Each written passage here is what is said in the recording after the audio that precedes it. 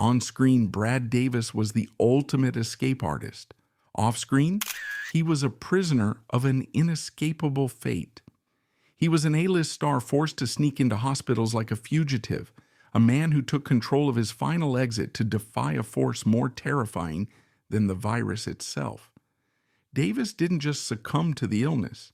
He was sacrificed to Hollywood's deadliest rule, a brutal code of silence where admitting you were battling a plague meant being erased while you were still alive. Join us as we uncover the buried truth behind this tragedy. Robert Creel Davis, known as Bobby, was born on November 6, 1949, in Tallahassee, Florida. To the outside observer, the Davis family was the picture of post-war American success. His father, Eugene Davis, was a successful dentist, a profession that commanded respect and provided a comfortable upper-middle-class lifestyle. They lived in a spacious home. They had standing in the community.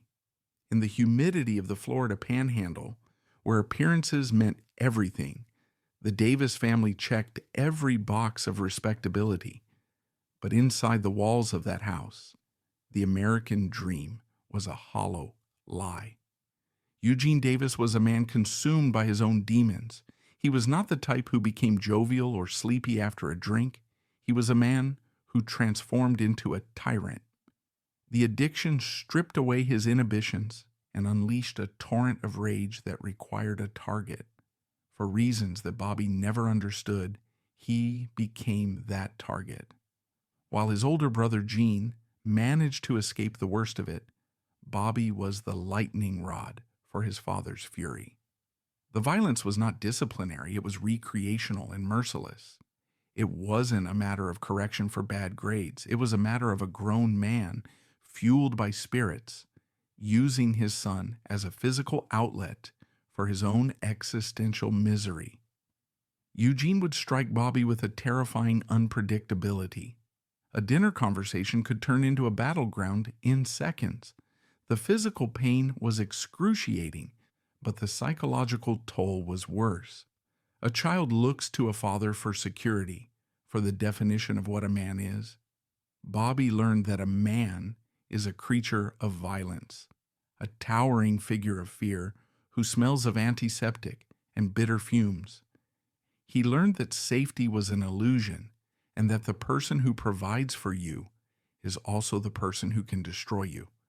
However, in the twisted hierarchy of childhood trauma, physical mistreatment is often something a survivor can eventually name, point to, and condemn. Bruises heal, bones knit back together. What happened to Bobby at the hands of his mother, Anne Creel, was something far more insidious, a betrayal so deep that it would warp his understanding of love and trust for the rest of his life. In the narrative of domestic turmoil, the mother is often the silent witness or the fellow victim. In the Davis household, Anne Creel was neither. She was the architect of his ruin. This is the darkest chapter of Brad Davis's life, the invisible scar that he carried into every room he ever entered. While his father was destroying him physically, his mother was dismantling his boundaries in forbidden ways. The details are harrowing and difficult to articulate, but they are essential to the profile of the man. Anne Creel engaged in abuse of her son Bobby. It was a corruption of the maternal bond that is almost impossible for a child to process. The mother is the first source of comfort, the first face of love. When that source becomes darkest acts, the child's internal compass is shattered. Bobby was placed in a position where he had to service the emotional and physical needs of the adult who was supposed to be his guardian. This dynamic instilled a toxic belief system in the young boy. I exist to be used. My body is not my own. Love is transactional. Intimacy is a trap. This dual abuse, the father's brutality and the mother's incestuous manipulation, created a devastating pincer movement on Bobby's psyche. He had nowhere to turn. If he went to his father, he faced violence. If he went to his mother, he faced violation. The home, which should have been a sanctuary, was a torture chamber. He learned to dissociate. He learned to leave his body. When the pain or the shame became too great, he would mentally check out, floating above the room, watching the things happening to Bobby as if Bobby were a stranger. This ability to disconnect from reality, to wear a mask while screaming on the inside, would later become the foundation of his acting talent. It wasn't a skill he learned in drama school. It was a survival mechanism forged in the hell of his Tallahassee bedroom. As Bobby entered adolescence, the pressure cooker of his home life began to explode outward. He couldn't articulate what was happening to him. Who would believe him? In the 1950s and 60s, such things were simply not discussed. The vocabulary for abuse or toxic masculinity didn't exist in the mainstream lexicon. So, Bobby became the bad kid. If he was going to be treated like garbage at home, he would act like a villain in the streets. He became a brawler. He developed a hair-trigger temper mirroring the explosive rage of his father. He got into fights at school, vandalized property, and constantly tested the limits of authority. But this aggression was a shield. Underneath the toughness, he was desperately fragile. He was also beginning to grapple with his sexuality. In an environment of aggressive heteronormativity, Bobby realized he was attracted to men. In the context of his trauma, this must have been terrifying. His only model for male-male interaction was his father's violence. His only model for intimacy was his mother's abuse. His developing bisexuality was not a liberation. It was another source of confusion and shame, another secret to pile onto the mountain he was already carrying. By his late teens, Bobby Davis was a young man on the edge of oblivion. He had discovered alcohol and drugs early, finding that they offered the only reliable escape from the noise in his head. He was drifting, angry, and self-destructive.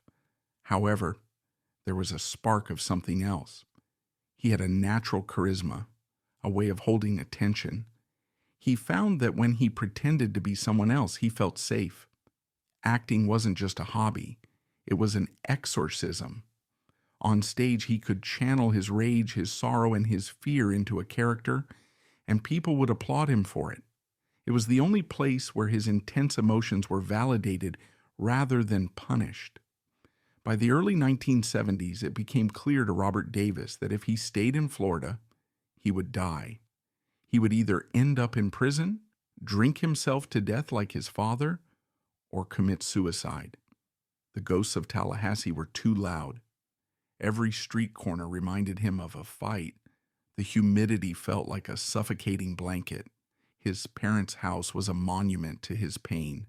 He needed to kill Bobby Davis so that he could live. He made the decision to leave everything behind. He packed his meager belongings and headed north. He stopped briefly in Atlanta, but the real destination was always New York City. New York was the Emerald City for broken dreamers. It was a place where you could reinvent yourself, where no one cared who your father was or what your mother had done to you. Upon arriving in the chaotic, bankrupt, dangerous, and thrilling New York of the early 1970s, he shed his skin. He legally changed his name. Robert Creel Davis ceased to exist. In his place stood Brad Davis. The name Brad sounded all-American, sturdy, and modern. It was a clean slate, but changing a name is cosmetic. You can change the label on a bottle of poison, but the contents remain deadly. Brad brought his talent to New York, but he also brought his luggage. The shame, the rage, the confusing sexuality, and the growing dependence on substances to numb the pain. New York in the 70s was a visceral place. It was dirty, dangerous, and alive. For Brad, it was the perfect backdrop. He enrolled at the American Academy of Dramatic Arts. Here he found a community of misfits, people who, like him, were running from something. He threw himself into the craft with a fanaticism that bordered on obsession. His teachers and peers noticed immediately that Brad was different. He wasn't acting in the traditional sense. He was bleeding on stage. When a scene called for anger, Brad didn't have to imagine it. He just had to open the door to the basement of his memories where his father lived. When a scene called for shame, he tapped into the secret history with his mother. He was electric to watch, but exhausting to be around. He was intense, moody, and unpredictable. The line between Brad the person and Brad the actor was porous. During this time, he began to explore his sexuality more freely. New York offered a smorgasbord of experiences. He frequented gay bars, exploring the side of himself he had suppressed in Florida. He had encounters with men, finding a physical release that was complicated by his past. Yet, he also dated women. He was a true bisexual, capable of loving and desiring both sexes, but unable to find peace in either. His drug use escalated. In the bohemian circles of 70s, theater, cocaine, and alcohol were fuel. But Brad went further. He wasn't just partying. He was self-medicating a severe PTSD that had never been diagnosed. He began dabbling with heroin. It was the ultimate painkiller. It wrapped him in a warm, fuzzy blanket where the memories of abuse couldn't reach him. It was during these years, the lost years of struggling in New York and later moving to Los Angeles, that the seeds of his ultimate destruction were sown. Brad's early career was a grind. He took whatever roles he could get, off-Broadway plays, small parts in television soap operas. He was hungry, literally and metaphorically. He possessed a relentless drive to prove that he was worth something, to prove his parents wrong. "Look at me," his ambition screamed. "I am somebody. I am not garbage." He developed a reputation as a wild child. He was the guy who would show up to an audition looking like he hadn't slept, deliver a performance that would make the casting director cry, and then disappear into the night. He was dangerous. This danger was his currency. In the mid-70s, Hollywood was shifting. The polished, safe era of the 50s and early 60s was dead. The new Hollywood directors, Scorsese, Coppola, Altman, wanted reality. They wanted actors who looked like they had lived. They wanted scars. Brad Davis was covered in scars, even if they were invisible to the naked eye. He moved to Los Angeles, the belly of the beast. If New York was the training ground, LA was the arena. He struggled at first, living on the margins, working odd jobs, hustling. The Florida trauma was always there, a low hum in the background. He tried to drown it out with louder music, harder drugs, and more intense acting. He met Susan Bluestein during this period. She was a casting director, sharp, funny, and incredibly perceptive. She saw past the bad boy act. She saw the wounded child inside. Susan became his anchor. She was perhaps the first woman in his life who loved him without wanting to consume or destroy him. She offered him a stability he had never known, but even Susan's love couldn't fully heal the deep fractures in his psyche. Brad was a man walking on a tightrope over a canyon of despair. He needed a break. He needed a role that would utilize all that pain, all that rage, all that suppressed energy. He needed a prison. In 1976, the buzz started circulating about a new film project. It was based on the true story of Billy Hayes, an American college student arrested in Turkey for smuggling hashish and sentenced to a brutal prison term. The script was written by a young Oliver Stone. It was manic, political, and violent. The director was Alan Parker, a Brit with a vision for high-contrast, sweaty intensity. They were looking for Billy Hayes. They had auditioned every young actor in Hollywood. They needed someone who could start as a naive golden boy and devolve into a savage. Richard Gere was considered. John Travolta was considered. Then Brad Davis walked in. He didn't look like a movie star. He looked like an exposed wire. When he read for the part, he didn't hold back. He channeled the terror of the dentist's son facing the belt. He channeled the helplessness of the incest victim. He brought the entirety of his tortured existence into that audition room. Alan Parker saw it immediately. He saw that Brad wasn't just acting terrified. He knew what terror tasted like. He knew what it meant to be trapped in a system that wants to destroy you. Brad got the part. It was the moment he had dreamed of. It was his ticket out of obscurity. It was his chance to show the world and his parents that he was a king. But as he packed his bags for the shoot in Malta, Brad had no idea that the role of Billy Hayes would be a mirror. Midnight Express would make him a star, but it would also lock him into an image, the sweating, suffering, masculine icon that would become his new prison. He was trading the cage of his childhood for the cage of celebrity. And deep in his veins, or perhaps in a dirty needle he would share in a moment of weakness during these chaotic years, a microscopic time bomb was waiting to start its countdown. The tragedy was already written.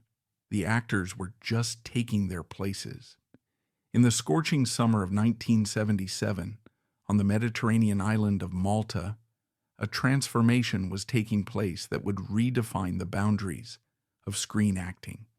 The location was Fort St. Elmo, a centuries-old fortification of unforgiving stone and blinding dust, chosen by director Alan Parker to stand in for the notorious Sagmalcilar prison in Istanbul. Inside these walls, the humidity was suffocating, the air thick with the smell of unwashed bodies and stale cigarettes. It was here that Robert Bobby Davis finally disappeared completely, consumed by the entity he was creating, Billy Hayes. The production of Midnight Express was not merely a film shoot. For Brad Davis, it was a psychological endurance test that bordered on masochism. He had arrived in Malta carrying the baggage of his childhood trauma, the violence of his father, and the violation by his mother, and he proceeded to unpack every ounce of that pain into the character of Billy.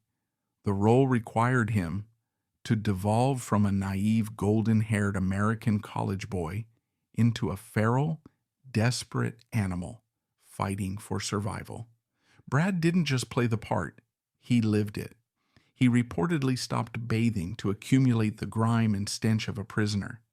He isolated himself from the crew, brooding in corners, cultivating a genuine paranoia that mirrored his character's plight.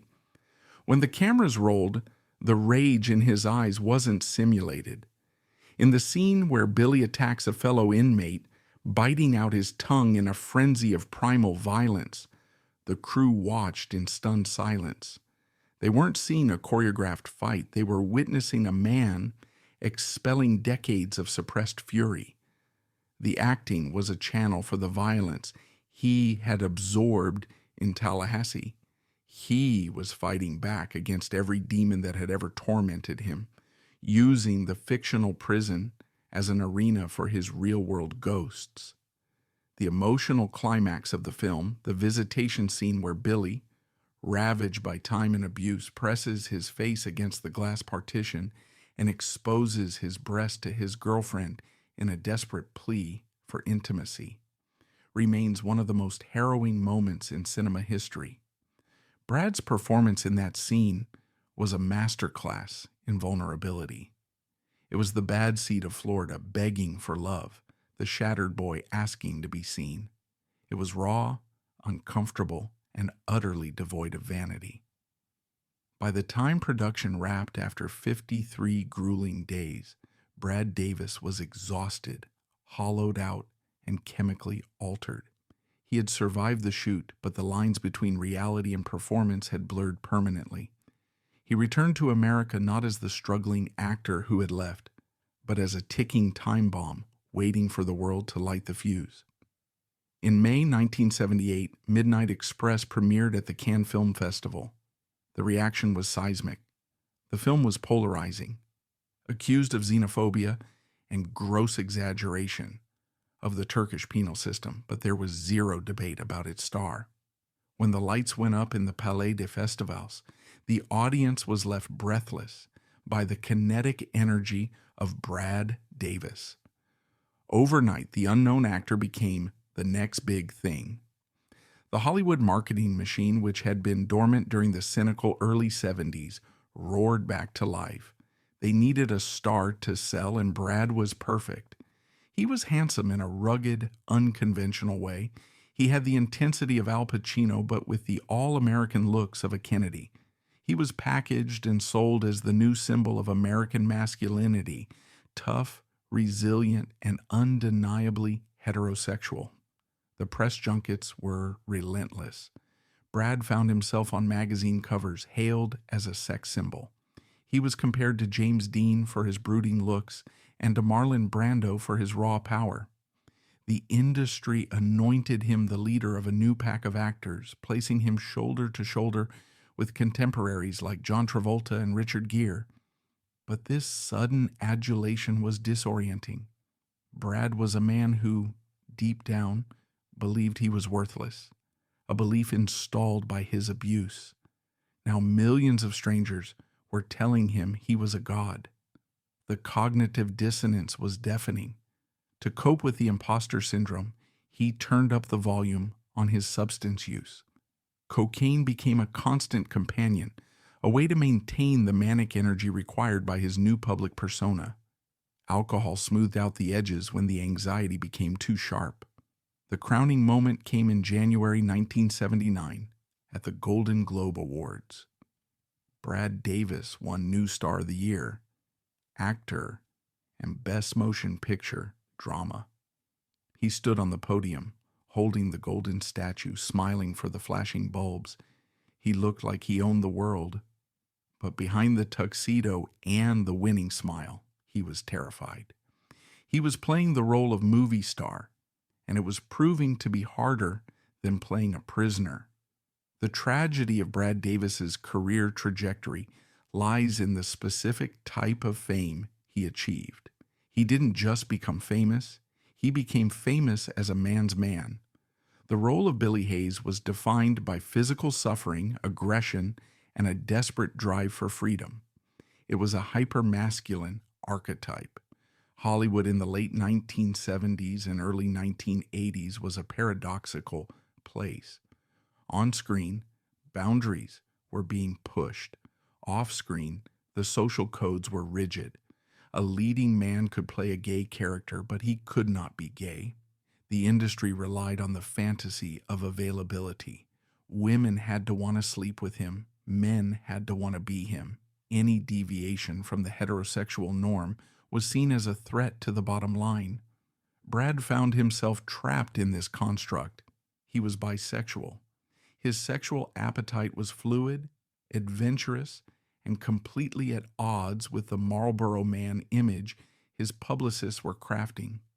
He was living a double life that required constant vigilance. In interviews, he had to deflect questions about his personal life or give vague, safe answers that reinforced his straight credentials. This enforced closet was a pressure cooker. Every interview was a minefield. Every public appearance was a performance. The fear of being found out was constant. If the press discovered that the star of Midnight Express frequented gay bathhouses or had intimate relationships with men, the career he had fought so hard for would evaporate. The industry had no template for a bisexual action star. To maintain the facade, Brad leaned heavily on the one relationship that was real, grounded, and safe: his marriage to Susan Bluestein. Susan Bluestein was the unsung hero of Brad Davis's life. They had married in 1976, just before the madness of Midnight Express began. A talented casting director herself, Susan was no stranger to the neuroses of actors. But with Brad, she took on a burden that few could have carried. Susan knew who Brad was. She knew about the trauma in Florida. She knew about the bisexuality, she knew about the drug use, and she loved him anyway.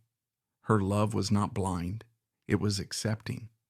In a world that demanded Brad be a two-dimensional cardboard cutout of a hero, Susan allowed him to be a three-dimensional flawed human being. Their marriage was unconventional by the standards of suburban America, but it was deeply committed. Susan provided the domestic stability that Brad had never known as a child. She created a home where he didn't have to act. However, the strain of his rising fame tested the limits of that sanctuary. As Brad's star rose, the temptations multiplied. Hollywood is a town that never says no to a hit actor. Drugs were free and plentiful. Sycophants surrounded him, eager to party with Billy Hayes. Brad's addictive personality, forged in the trauma of his youth, latched onto these excesses. He began to drift away from the safety Susan provided, pulled into the dark undercurrents of Los Angeles nightlife. He would disappear for days. He would return home crash landing from a binge, filled with shame and apologies. Susan would pick up the pieces, nursing him back to health, trying to keep the chaotic reality of their private life hidden from the prying eyes of the tabloids. She became the gatekeeper, protecting Brad from the world, and increasingly protecting the world from the truth about Brad. Following the massive success of Midnight Express, Brad Davis had the world at his feet. Scripts piled up on his doorstep. He was offered the lead in American Gigolo, a role that would eventually go to Richard Gere and define the sleek, superficial cool of the 80s. Brad turned it down. Why? Perhaps he feared the subject matter hit too close to home.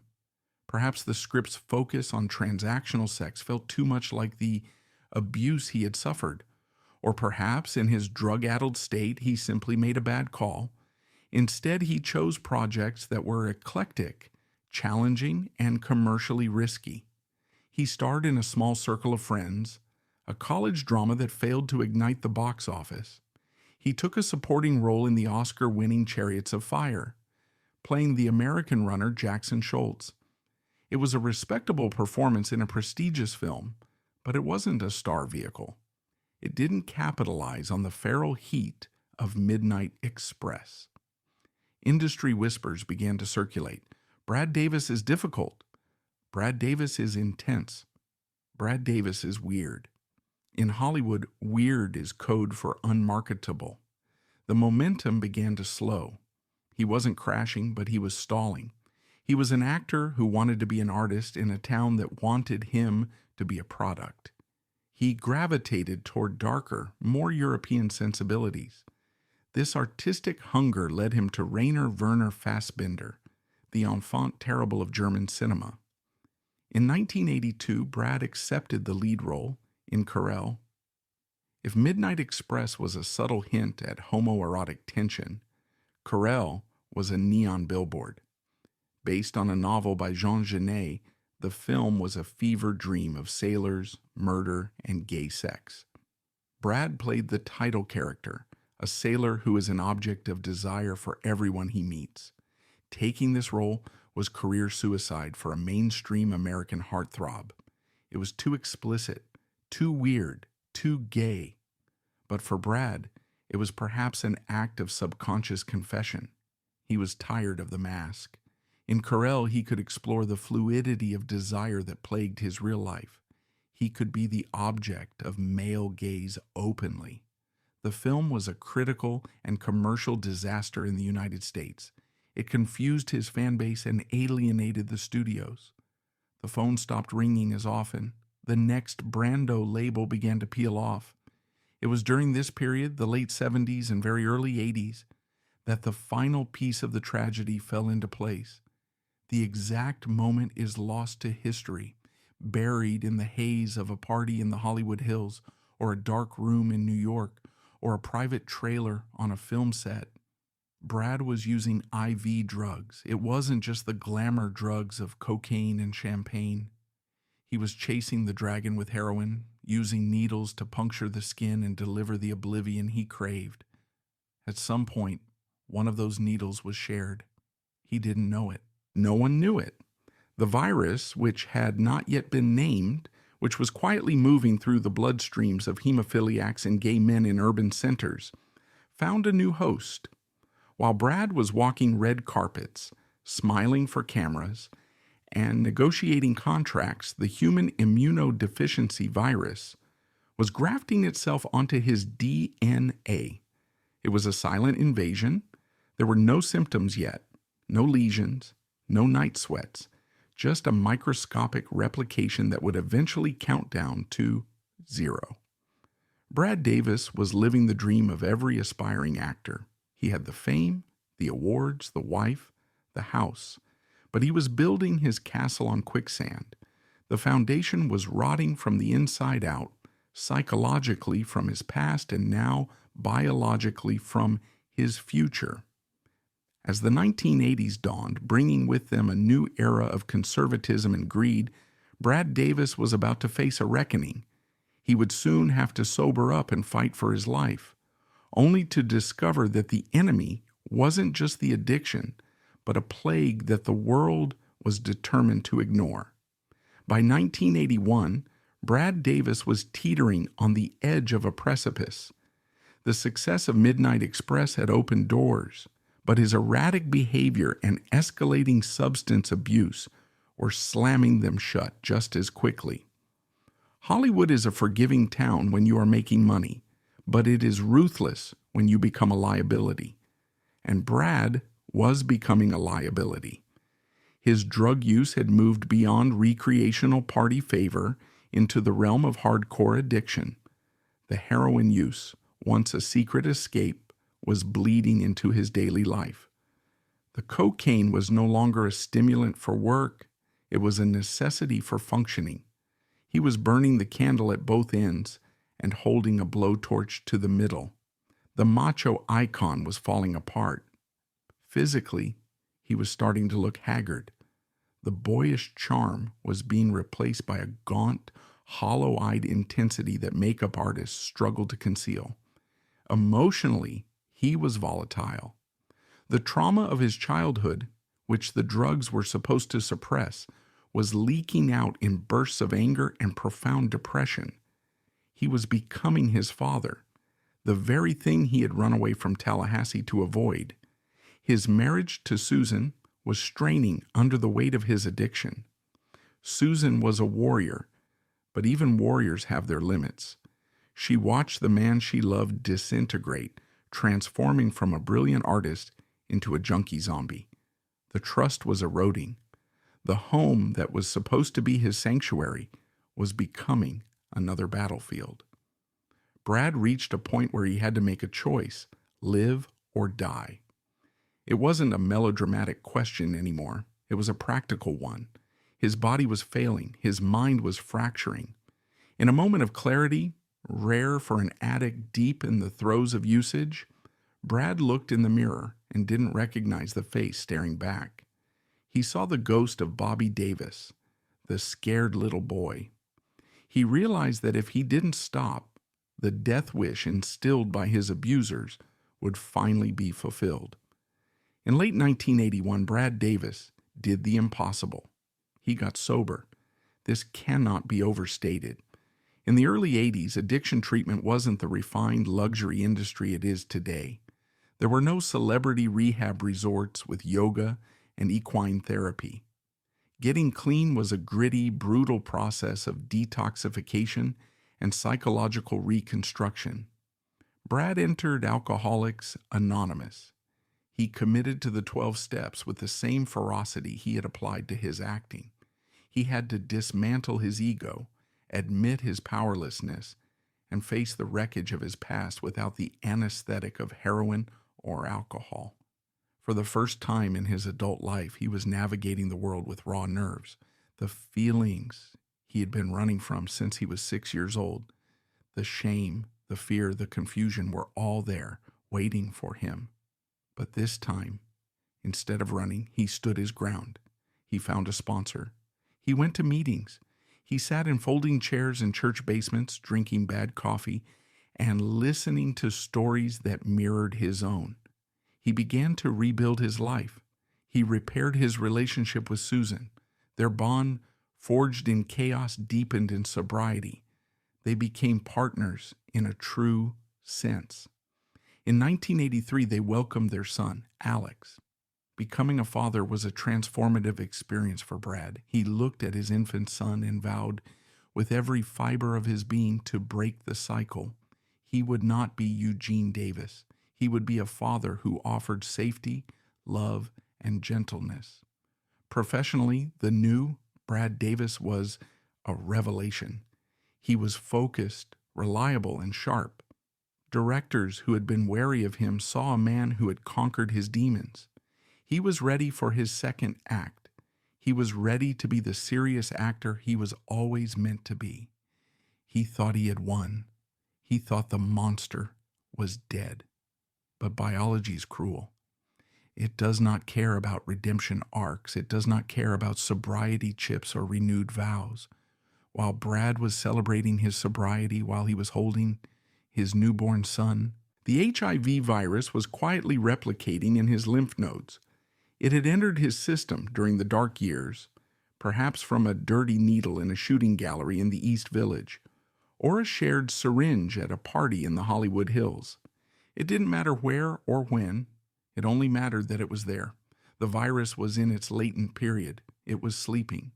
To the outside world, and even to himself, Brad was the picture of health. He was working out, eating right, and radiating the glow of a man who had been given a second chance. This is the most tragic irony of Brad Davis's life. He had successfully fought the battle that kills most people. He had beaten heroin addiction. He had done the hard work. He deserved the happy ending. But the death sentence had already been signed, sealed, and delivered years prior. It was just stuck in the mail. To understand the terror that was about to engulf Brad's life, we must look at the world of 1983 to 1984. America was waking up to a nightmare. In 1981, the CDC had reported rare cases of pneumonia and cancer in young gay men. By 1983, the term AIDS was in the public consciousness, but it was shrouded in hysteria and misinformation. People were terrified. They thought you could get it from toilet seats, from handshakes, from sharing a glass. And because the disease was initially concentrated in the gay community and among intravenous drug users, it was heavily stigmatized. It wasn't treated as a public health crisis. It was treated as a moral failing. Religious leaders called it God's punishment.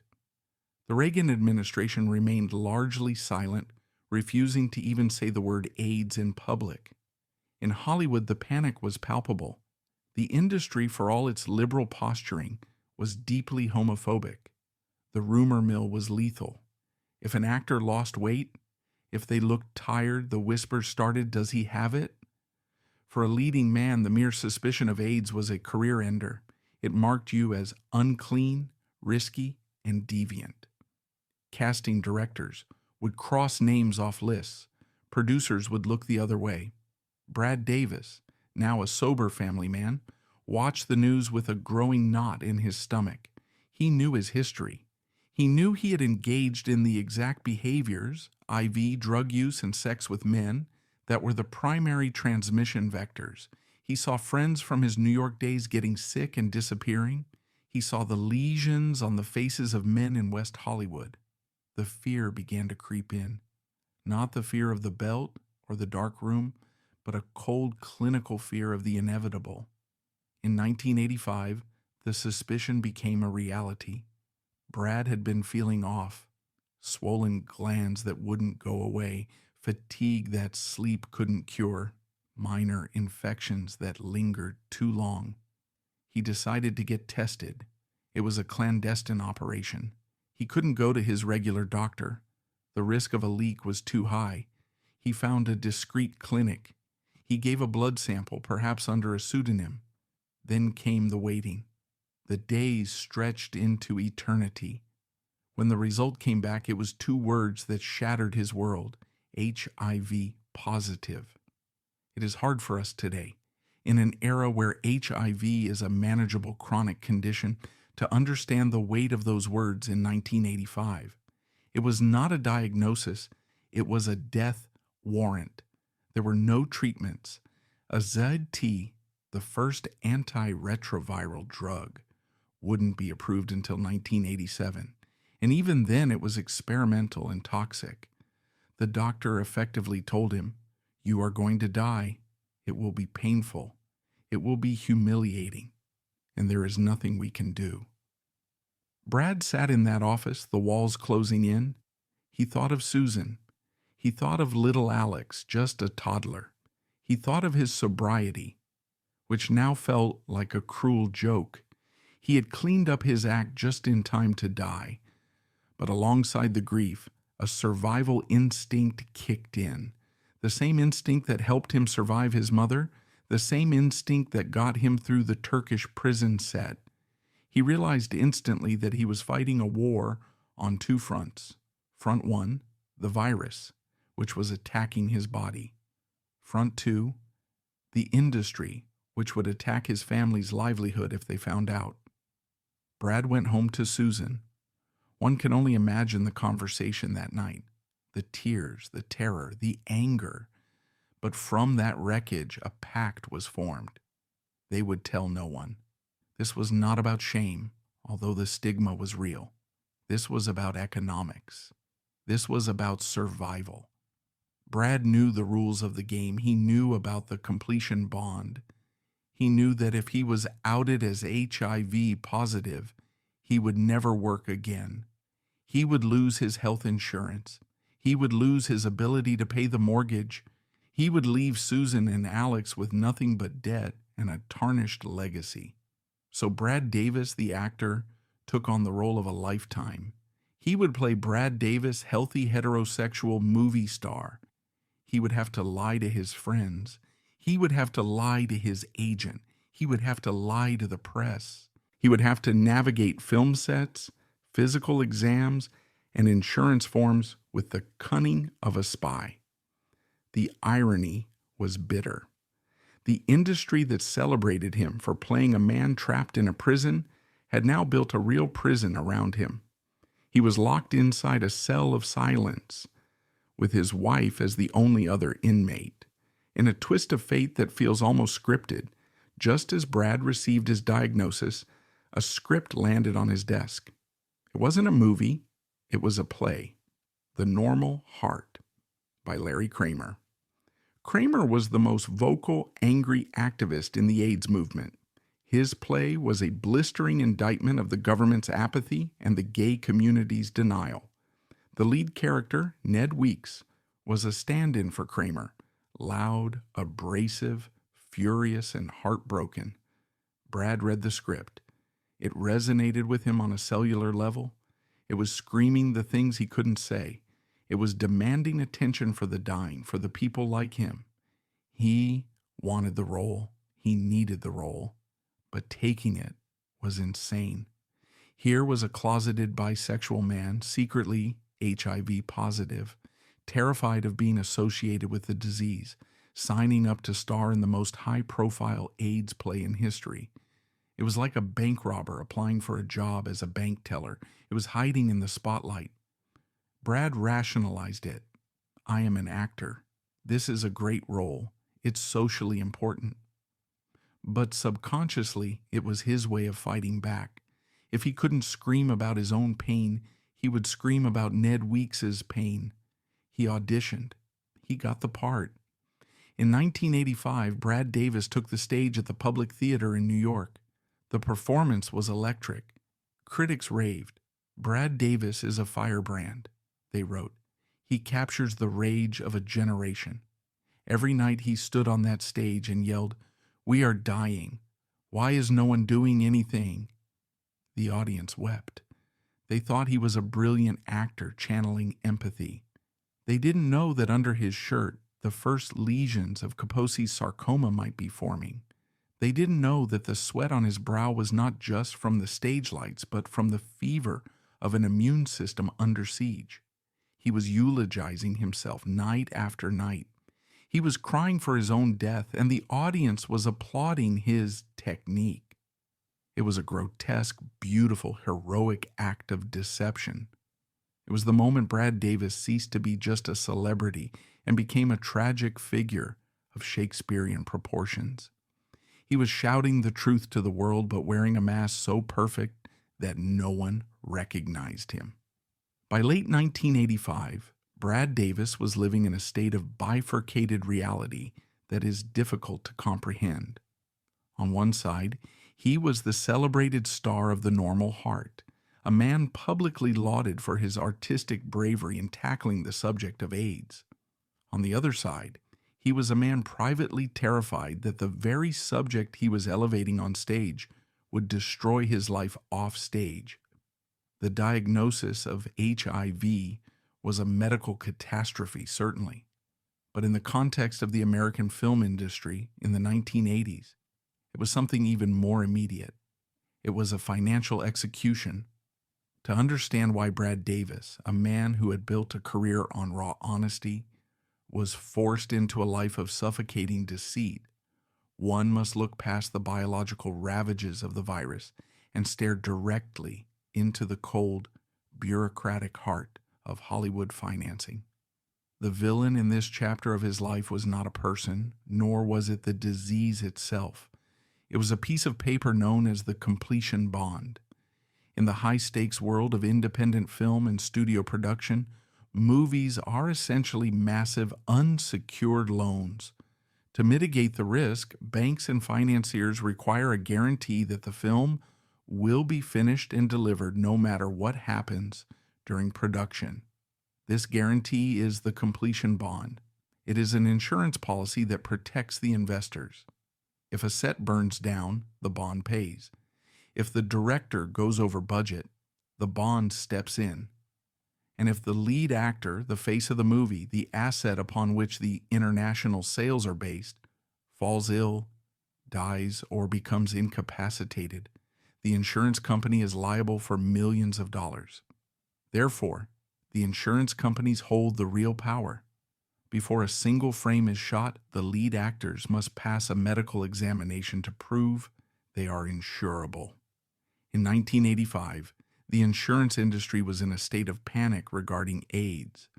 The actuaries had crunched the numbers and determined that any male actor with HIV was a walking liability. They did not see a human being fighting a tragedy. They saw a 100% probability of a payout. The policy was absolute and unwritten. No insurance for anyone with HIV. No insurance meant no completion bond. No completion bond meant no financing. No financing meant no movie. If Brad Davis disclosed his status, he wouldn't just be losing a single role. He would be rendering himself professionally radioactive. He would be uninsurable, a label that sticks to an actor like a scarlet letter. He would never work on a legitimate set again. The career he had scraped and clawed to build, the income that supported his wife Susan and their young son Alex, would vanish overnight.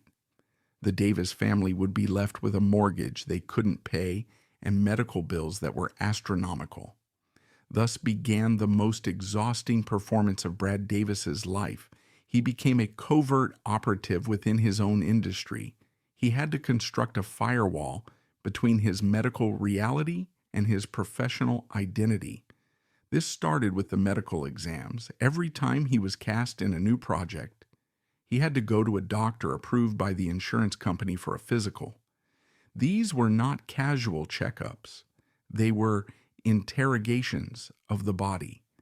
Brad had to walk into those offices and project an aura of vitality. He had to hide the fatigue that was seeping into his bones. He had to pray that the doctor wouldn't notice a swollen lymph node or a patch of skin that looked suspicious. He learned to manipulate the system. He knew that in the mid-'80s, the HIV test was not yet a standard part of the routine insurance physical unless there was cause to administer it. So Brad's job was to give them no cause. He had to be charming, energetic, and undeniably healthy. He had to suppress any cough, mask any sign of wasting. He was playing Russian roulette every time a doctor placed a stethoscope on his chest, but passing the insurance physicals was only half the battle. He still needed treatment. He was dying and he needed to fight the virus to stay alive for his family, but he couldn't use his Screen Actors Guild health insurance. He couldn't use his credit cards. In the pre-digital age, paper trails were still dangerous. A claim form filed for AZT, or an appointment with an infectious disease specialist, would eventually find its way into a database that the insurance companies could access. Brad Davis had to go underground. He found a doctor willing to treat him off the books, a quiet hero in the medical community who understood the stakes. But the logistics of this treatment were reminiscent of a drug deal. Brad paid for everything in cash.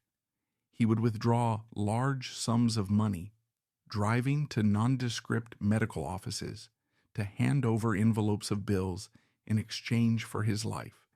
He used a pseudonym for his medical files. To the administrative staff, he was just another anonymous patient, or perhaps a friend of the doctor. He wore hats and sunglasses, not to look cool, but to avoid being recognized by another patient in the waiting room. The medication itself was a nightmare. In 1987, AZT was approved as the first drug to treat HIV. It was not a cure. It was a desperate, toxic attempt to slow the replication of the virus. The side effects were brutal: severe anemia, nausea, muscle wasting, and debilitating fatigue.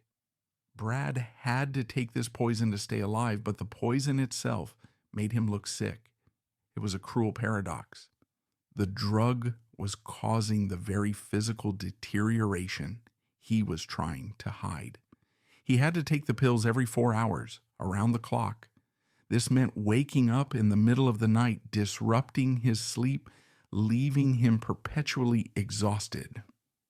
On film sets, this required military-grade discipline. He had to sneak away to his trailer to take his meds. He had to hide the pill bottles in innocent-looking containers, vitamin jars, or aspirin bottles. If a production assistant or a nosy co-star saw a bottle labeled Retrovir, the game would be over. He lived in constant terror of discovery, a housekeeper finding a receipt, a pharmacist recognizing him, a gossip columnist getting a tip from a lab technician. Any of these could trigger the destruction of his livelihood. The stress of this secrecy likely accelerated the progression of his illness, weakening an immune system that was already under siege. As the late 80s progressed, the physical toll became harder to conceal. The virus was consuming his muscle mass. His face, once defined by a boyish fullness, began to sharpen. His cheeks hollowed. His eyes seemed larger and more haunted. Hollywood is a visual medium. The camera notices everything. It notices when a jawline changes, when the light hits a cheekbone differently. To combat this, Brad became a master of disguise. He worked closely with makeup artists, though he could never tell them why he needed the help. He would suggest lighting changes to hide the gauntness of his face. He wore layers of clothing to bulk up his shrinking frame.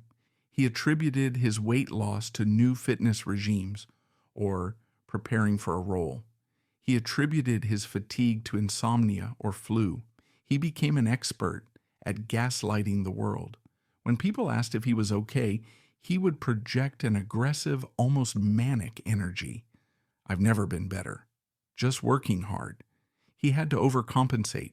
If he acted 10% less energetic than usual, people would whisper.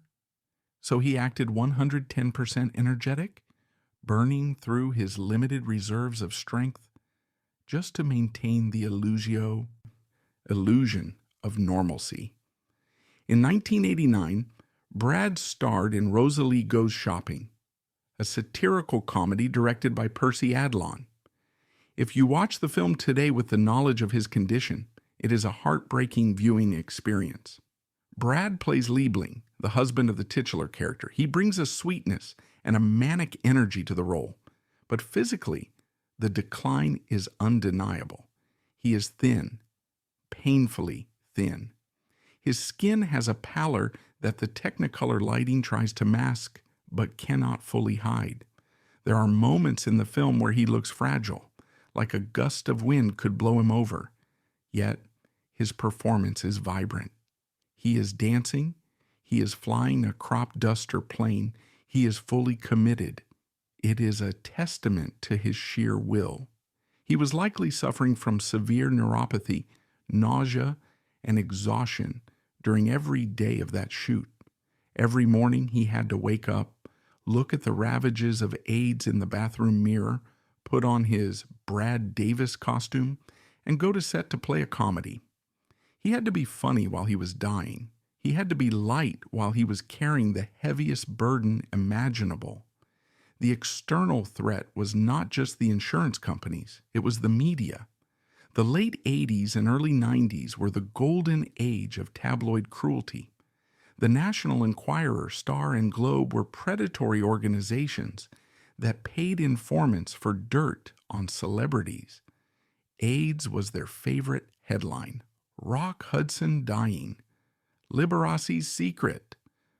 They hunted 6 celebrities like big game.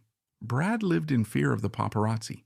If he was photographed looking too thin or coming out of a medical building, the speculation would start.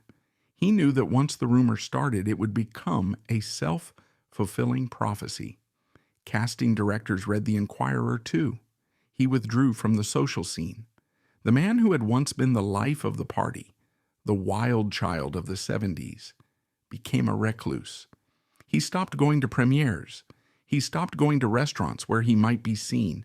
His world shrank to the size of his house and the few film sets he dared to work on. He was isolating himself to protect his secret, but the isolation was damaging. He cut himself off from friends who might have supported him simply because he couldn't risk them knowing. He and Susan were an island, holding hands as the water rose around them. By 1990, the strategy of hide and work was becoming untenable. The virus was relentless. Opportunistic infections were beginning to break through the chemical barrier of the AZT.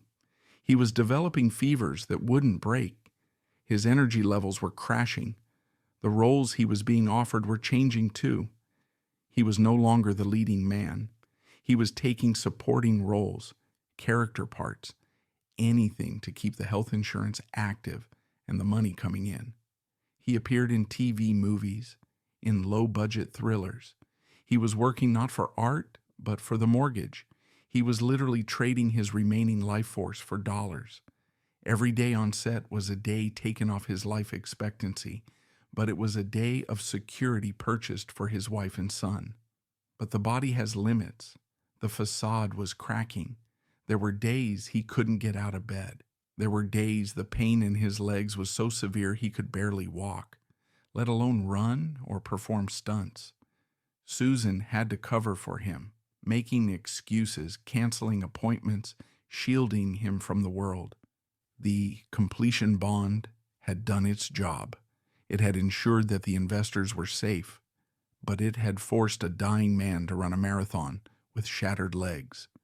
It had turned his final years into a paranoid thriller where the enemy was the truth itself. By the summer of 1991, the fortress Brad Davis had built around his life was crumbling. The sheer physical reality of AIDS could no longer be acted away. The virus had advanced to a stage where the body simply begins to shut down. He was skeletal. The fierce blue eyes that had once captivated audiences were now sunken into a face ravaged by wasting syndrome. Walking was a struggle. Breathing was a labor. The spy game was over. He could no longer pass an insurance physical. He could no longer hide the lesions or the tremors. The career he had fought so hard to maintain, the very engine that kept his family afloat, had finally ground to a halt. But the danger had not passed. In fact, it was more acute than ever. Now that he was visibly dying, the risk of exposure was at its peak. If the news broke that Brad Davis has AIDS while he was still alive, the media circus would be unimaginable. Paparazzi would camp on his lawn. Helicopters would circle his house. The dignity he and Susan had fought to preserve would be stripped away in a frenzy of flashbulbs. And lurking behind the cameras remained the financial threat, the insurance companies. If they discovered the truth before he died, or worse, if they could prove he had concealed his diagnosis for years, they could launch an investigation to void his life insurance policy. They could claim fraud. They could leave Susan and 8-year-old Alex with nothing. Brad Davis was not just fighting for his life anymore. He was fighting for his legacy and his family's survival. He had to orchestrate his own exit with the precision of a director planning the final shot of a movie. In the quiet, darkened rooms of his Studio City home, Brad made the decision. He would not go to a hospital. This was a radical choice in 1991.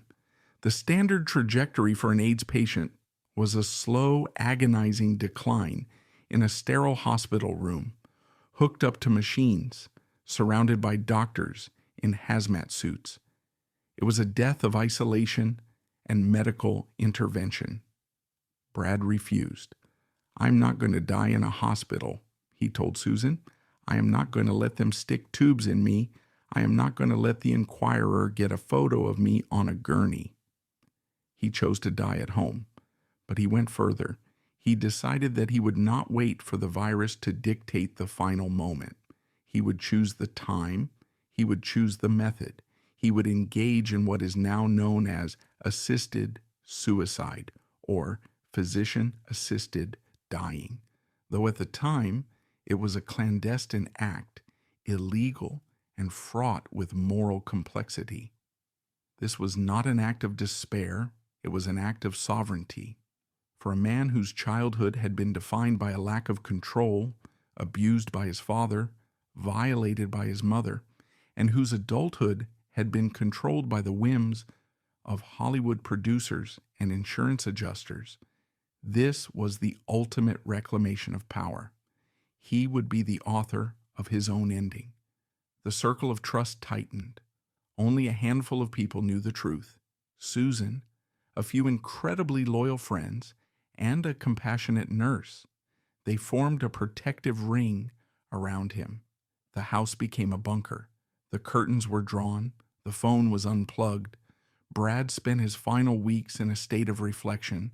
He wasn't just waiting to die. He was working. He began to write. He couldn't act anymore, but he could still tell a story. He started drafting what would become his memoir. He wanted to set the record straight. He wanted to explain why he had lied. He wanted to indict the industry that had forced him into the shadows. He scribbled on legal pads, his hand shaking, pouring his anger and his love onto the page. It was his final performance, his blood testament. He spent time with Alex. He tried to impart a lifetime of fatherly wisdom in a few short weeks. He wanted Alex to remember him not as a sick man, but as a dad who loved him ferociously. The tragedy of leaving his son was the sharpest pain of all, sharper than any physical symptom. The end came on a Sunday, September 8th, 1991. Brad was ready. The pain had become unmanageable. The quality of life was gone. He was tired, a bone-deep weariness that sleep could not touch. With the assistance of those who loved him, Brad Davis took the final step. The details of the method are kept private, a final dignity afforded to him by his family, but the intent was clear. A peaceful, controlled release from a body that had become a cage. He died in his own bed, in his own home, surrounded by love. He did not die as Billy Hayes, the prisoner. He died as Brad Davis, the free man. He was 41 years old. The moment Brad took his last breath, the clock started ticking on the second phase of the plan. Susan had to navigate the immediate aftermath without alerting the media vultures. The funeral home was contacted discreetly. The death certificate was filed. And then, and only then, did they release the statement. But it wasn't just a standard obituary. It was a grenade lobbed into the center of Hollywood. Susan released the manuscript Brad had been writing. The world woke up to the headline, "Brad Davis dies of AIDS, accuses Hollywood of hypocrisy." It was a shockwave. People didn't even know he was sick. To the public, he had just been out of the spotlight for a while. Now, suddenly, he was dead, and he was angry. In his final writings, Brad didn't hold back. He exposed the completion bond trap. He detailed the black market drugs. He described the terror of the insurance physicals. He wrote, "I make my money in this industry, but I cannot afford to die in it." He called out the studio heads who wore red ribbons at galas but wouldn't hire an HIV-positive actor. He called out the press who turned tragedy into gossip. He stripped away the glamour and showed the brutal, ugly machinery of the business. It was a scandal, but it was also a revelation. For the first time, a major star had detailed the economics of AIDS discrimination. He wasn't just a victim, he was a whistleblower. Brad had won. The tabloids never got their photo. The insurance companies never got their investigation. By the time they realized what had happened, he was already gone. The policy was paid out. Susan and Alex were safe. The house was saved. He had successfully played the role of healthy man until the curtain fell. And then he had directed his own exit scene so perfectly that the critics couldn't tear it apart. But the victory was Pyrrhic. He had saved his family's finances, but he had lost his life. He had spent his final years in a state of high-stress deception rather than peace. He had been robbed of the support he deserved from his community. As the news of his death settled, the industry began the predictable cycle of mourning and revisionism.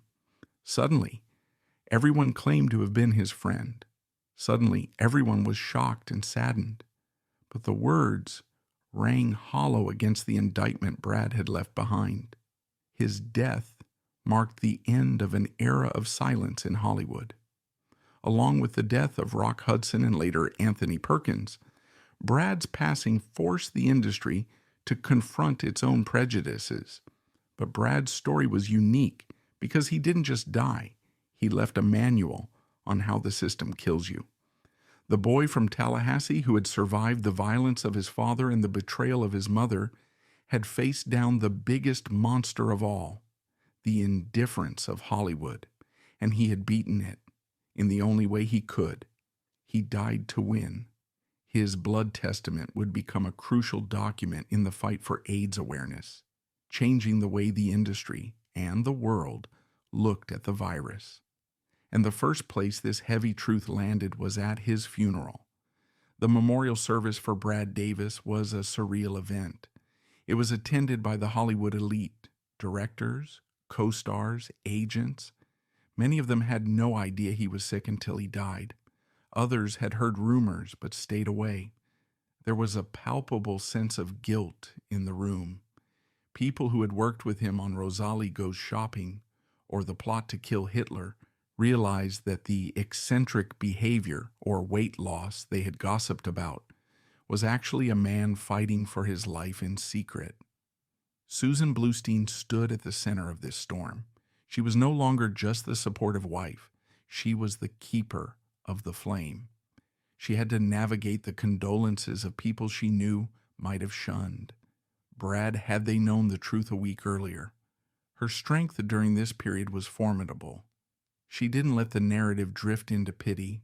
She kept the focus on Brad's courage and the injustice of his situation. She later said in interviews that she felt Brad was directing her from beyond. He had set the stage with his manuscript, and it was her job to deliver the performance of the grieving but defiant widow who would not let his message be buried with his body. The years following Brad's death were a battle for Susan. She was left to raise their son, Alex, alone. She was also left with the unfinished manuscript. Brad had written only a portion of the book before he became too weak to hold a pen. He had outlined the chapters, scribbled notes, and dictated thoughts. Susan took it upon herself to finish it. She collaborated with journalist Hilary DeVries to weave Brad's raw, angry prose into a cohesive narrative. Published in 1997, After Midnight is a harrowing read. It doesn't shy away from the ugly parts of Brad's life, the childhood abuse, the drug addiction, the sexual compulsion. It presents a complete, unvarnished portrait of a flawed human being. But the book's true power lies in its documentation of the medical apartheid of the 1980s. It provided receipts, it named the drugs, it described the black market, it showed the receipts of the cash payments. It was evidence. Susan became an activist in her own right. She spoke openly about the need for insurance reform. She challenged the guilds, the Screen Actors Guild and others, to do more to protect their members' privacy. She argued that medical status should be treated like any other private information, not as a condition of employment. Brad Davis was not the first celebrity to die of AIDS, but he was the first to die angry about the economics of it. Rock Hudson's death in 1985 had been about the tragedy of the closet. Liberace's death in 1987 had been about the denial of the disease. Brad Davis's death in 1991 was about the cost of doing business. His story forced a conversation about the completion bond. Slowly, painfully, the industry began to shift. It wasn't an overnight revolution, but the shame of Brad's story and the stories of others like him pushed insurance companies to reevaluate their risk models. By the mid-90s, with the advent of protease inhibitors, the landscape changed. But before the drugs arrived, it was the courage of people like Brad who shamed the system into humanity. Brad's death also shattered the archetype of the AIDS victim. He wasn't a frail, passive figure. He was Billy Hayes. He was a fighter. He was a man who took charge of his own death. This image of a strong, masculine man succumbing to the virus helped to further destigmatize the disease in the eyes of the general public, particularly straight men who had previously dismissed it as a gay problem.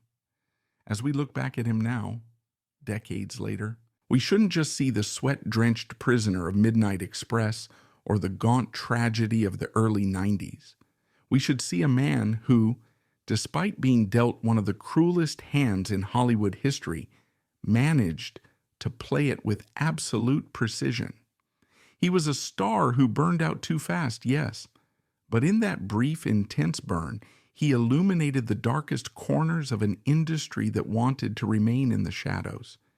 He left us with great performances on film, but his masterpiece was the integrity with which he left the stage. He